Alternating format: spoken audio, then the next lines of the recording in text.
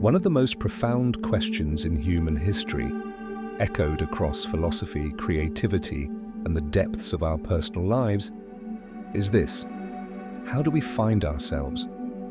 What truly gives us meaning, and how do we define values that feel authentic in a world so eager to define them for us? To begin untangling these questions, we dive into the mind of one of philosophy's boldest voices, Friedrich Nietzsche. Often misunderstood, always provocative, Nietzsche stood at the forefront of existentialist thought long before it became a movement. His critiques of religion, morality, and societal norms shocked many, yet within his controversial works lies a transformative guide for anyone seeking truth, self-awareness, and the courage to live an examined life. Let us explore 4 key insights from Nietzsche that offer a powerful path toward finding yourself and creating a life filled with purpose. 1. Break free from the herd mentality. Nietzsche famously warned against the dangers of blindly following the crowd. He wrote, "What we've called universal values, what we have called truth, has always only ever been the personal expressions of those who promoted them." This idea challenges the very foundation of societal norms. For Nietzsche, the herd mentality is more than just peer pressure. It's a subtle and deeply ingrained psychological force that shapes our beliefs, desires, and even our sense of identity from a very young age. Society teaches us to admire obedience, reward conformity, and suppress deviation. The result? A world where most people are not truly themselves, but mere reflections of what they think others want them to be. The herd mentality thrives on fear, fear of being judged, excluded, or punished. It tells us, don't speak too loudly, don't dream too big, don't question too much. And because we are social creatures, most of us internalize this voice and start to believe it is our own. Nietzsche's rebellion against this system wasn't a call to anarchy, it was a call to authenticity, to reclaim the power of individuality that lies dormant under layers of societal programming. When you follow the herd, you trade your truth for comfort, your vision for security. You trade the infinite potential of who you could be for the hollow safety of who others say you should be. He believed that every person has a unique will to power, an inner force urging them to grow, create, and transcend mediocrity. But this force can be suppressed if you become too deeply entangled in collective thinking. Nietzsche's message is radical. You must be willing to become your own standard, to judge yourself by your own evolving truth, not by the stagnant morality of the masses. Think about how much of your current life is shaped by inherited scripts, what you wear, what you believe, what you pursue. Nietzsche challenges you to burn those scripts and write new ones. Not out of rebellion for rebellion's sake, but because your life is yours alone. The herd may offer certainty, but it cannot offer meaning. It may give you a sense of belonging, but at the cost of your soul's uniqueness. To break free is to confront that fear of isolation and do it anyway. Remember, anyone who has ever brought change in science, art, philosophy, or personal growth first stood against the crowd. Galileo, who defied the church, Van Gogh, who painted his soul despite rejection, or even the quiet person who says no to family traditions that don't resonate anymore. These are the people Nietzsche spoke to. He urges us to be creators, not conformists. Innovators, not imitators. To find yourself, you must unlearn much of what you've been taught about morality, success, love, even identity. That process will be painful, confusing, and lonely at times. But it's the only path toward becoming who you truly are.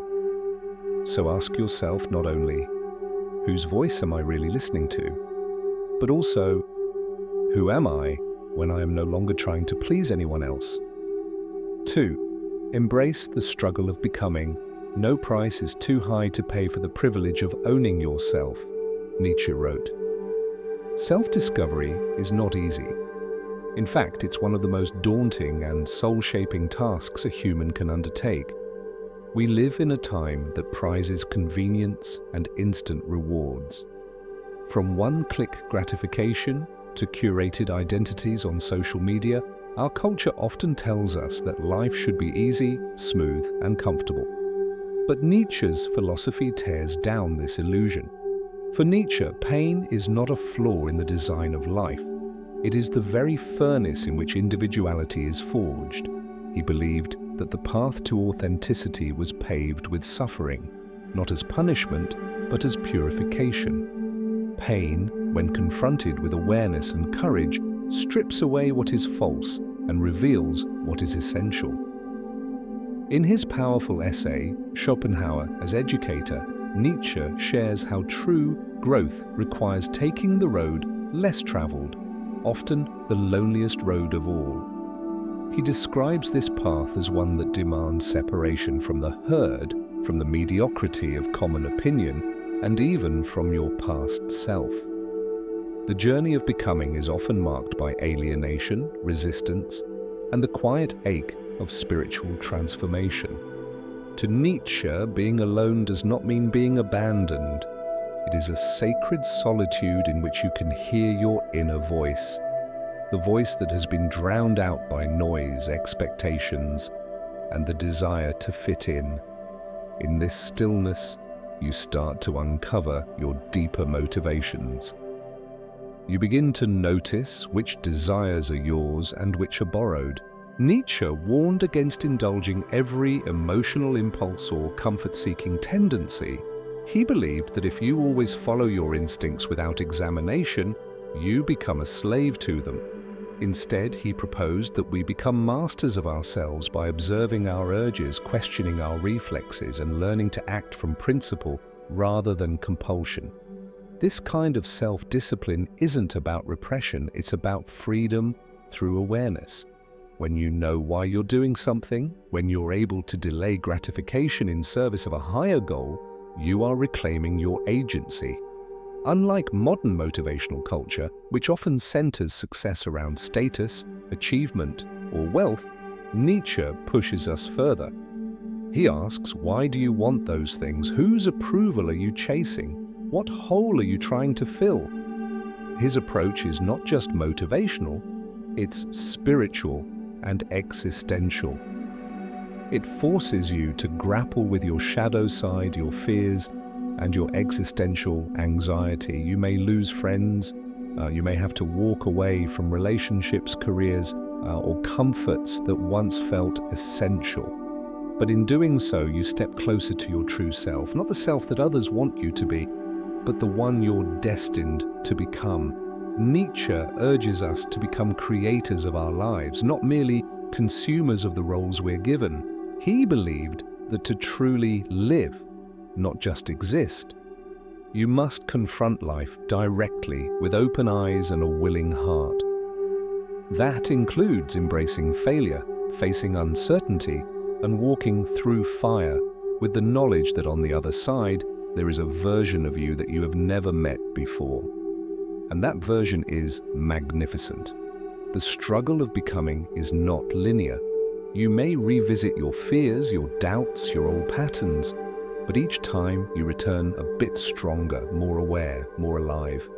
Nietzsche saw this process not as a straight path, but as a spiral upward, returning again and again to the same places, but each time from a higher, wiser vantage point. So do not shy away from your struggle. Enter it fully, let it carve you, shape you, and awaken you. In that sacred pain, in that resistance, you will find the raw material of your becoming. This is the path Nietzsche invites us to walk, not because it's easy, but because it's real. Third, say yes to meaning and create it. He who has a why to live can bear almost any how. Friedrich Nietzsche. In Nietzsche's worldview, the search for meaning is not a luxury or a pastime. It is the core task of being human. And yet he insisted that meaning is not given to us. It is not inherited, passed down, or universally agreed upon. Instead, meaning must be created painstakingly through an individual's experience, reflection, and willingness to confront life's most difficult truths. At the time Nietzsche was writing, the influence of organized religion was declining across Europe. The Enlightenment, the rise of science, and industrial modernity were reshaping how people understood existence. In place of divine authority, there was now a vacuum, a void where many people once placed their belief in God, purpose, and an orderly universe.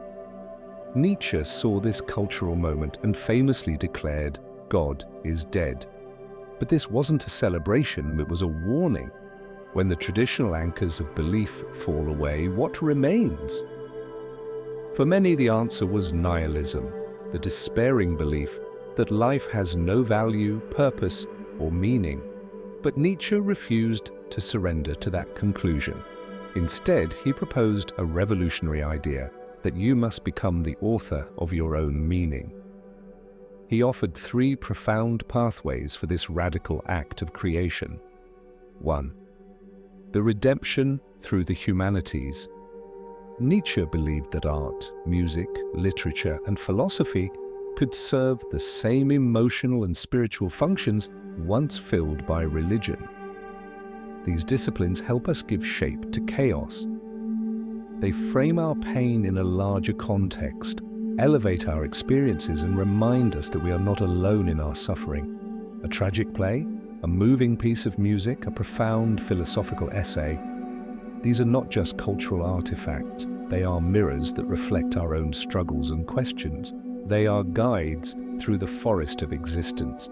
Reading Dostoevsky, studying Greek tragedy, listening to Beethoven, these are not acts of consumption, but of transformation.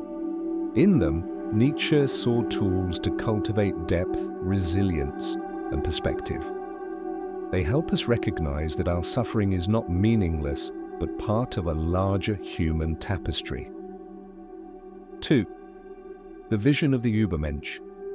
Central to Nietzsche's philosophy is the idea of the Übermensch, or overman, a person who rises above herd morality and creates their own values.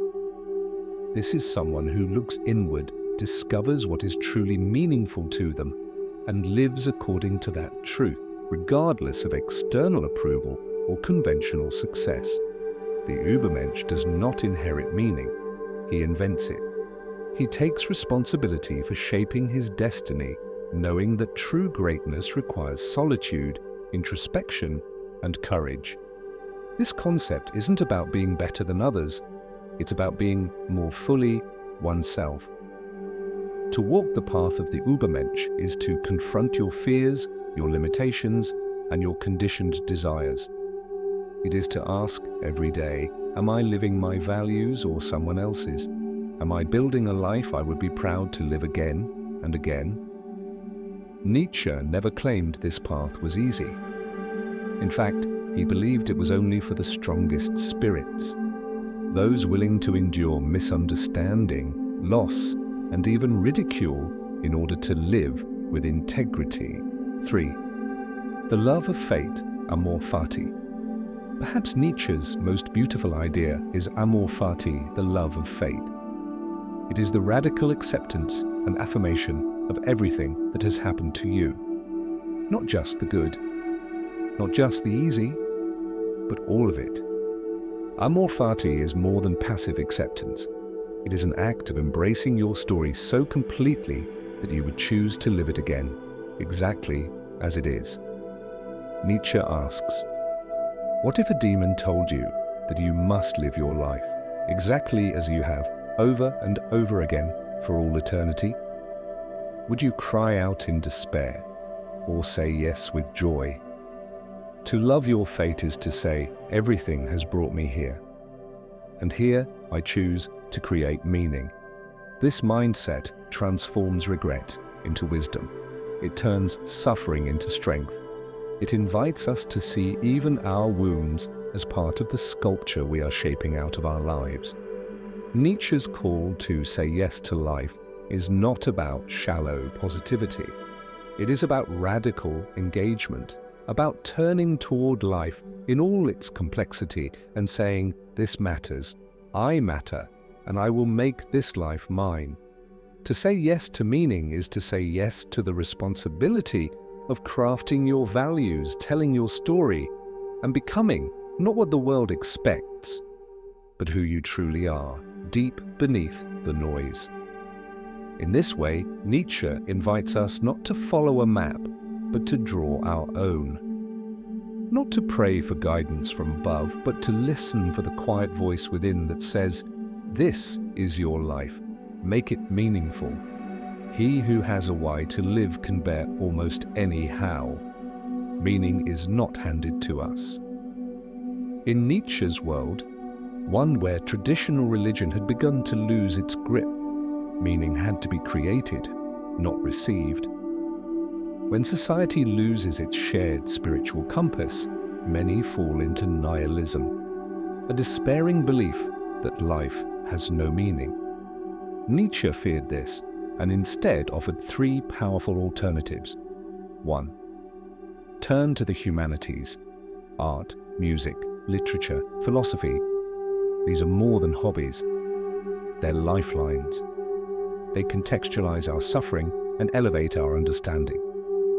Instead of just watching a tragedy for entertainment, ask yourself, what is this teaching me about life, love, and loss? Instead of reading history for dates and wars, ask, what were those people trying to become? What can I learn from their struggle? 2. Strive for the Übermensch. The Übermensch, or Overman, is not a comic book hero. He's someone who writes his own values, someone who invents his own life. He is not confined by outdated morals or shallow expectations. He takes radical responsibility for his identity. You don't need to become Caesar or Napoleon, but you can wake up each day and decide, what do I really value? What matters to me, not because I was told it should, but because I feel it in my bones. 3. Love your fate, Amor Fati. Nietzsche's concept of Amor Fati, loving your fate, is perhaps the most liberating idea of all. It's not about resignation. It's about embracing your entire story, the joy, the heartbreak, the regrets, and realizing that every experience shaped the person you are right now. And that person is still becoming. Define your own values and live by them. Nietzsche leaves us with a haunting thought experiment. What if a demon whispered in your ear and told you that you would have to live your life over and over exactly as it has been for eternity? Would you rejoice or would you despair? This is the essence of what Nietzsche called the greatest weight, the crushing burden of a life lived without intention, without reflection, without values of your own. If you recoil at the idea of reliving your life endlessly, it may be a sign that you've been living someone else's version of right and wrong. So how do you fix this? You reevaluate.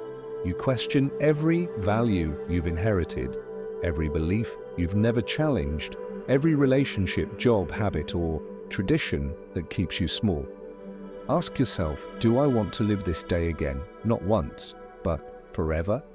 If the answer is no, don't settle. Change it. Start by identifying what limits your freedom.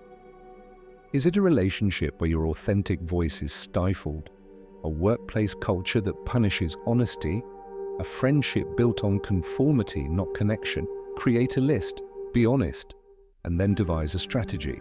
You don't need to burn bridges. You need to build new ones that lead toward freedom. Freedom isn't loud. It doesn't always mean rebellion. Sometimes it's a quiet resolve, a peaceful decision to stop living according to someone else's rulebook. It means choosing discomfort over comfort, truth over convenience, and meaning over approval. And when you begin to live like that, something shifts. The weight lifts. You step into your power. You don't need permission. You become your own light. In closing, Nietzsche believed that finding yourself wasn't a simple act. It was a profound, often painful act of courage. It means letting go of illusions, confronting your darkness, and stepping into the terrifying, yet exhilarating light of your own truth. In a world that asks you to blend in, Nietzsche dares you to stand out. In a culture obsessed with appearances, he urges you to dig beneath the surface. And in a life that offers comfort, he reminds you comfort will never lead you to your true self. So rise, leave the herd, love your fate, create your meaning, and become who you were meant to be, not once, but infinitely. Become who you are. Friedrich Nietzsche.